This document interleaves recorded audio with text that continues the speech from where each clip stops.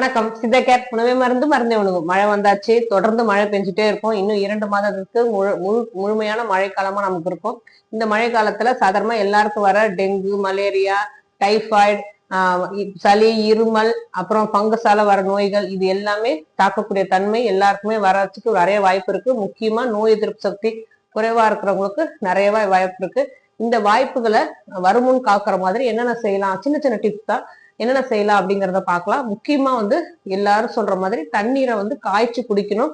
அது எந்த தண்ணீரா இருந்தாலும் சரி, முடிந்தவரை மினரல் வாட்டர், பாட்டில்டு வாட்டரை தவிர்த்துட்டு நமக்கு அருகில வர மெட்ரோ வாட்டரா இருந்தாலும் சரி, அருகில ஆறோ குளமோ அதுல இருந்து வர தண்ணியா இருந்தாலும் சரி, நமக்கு அந்த தண்ணியை எடுத்து நல்லா 5 நிமிடம் வரை நல்லா கொதிக்க விட்டு அதை ஆற வைத்து நம்ம ஒரு மண் பானையிலயோ இல்ல செப்பு பாத்திரத்திலயோ எதா இருந்தாலும் 8 மணி நேரத்துக்கு மேல ஒரு பாத்திரத்துல இருக்கக்கூடாது.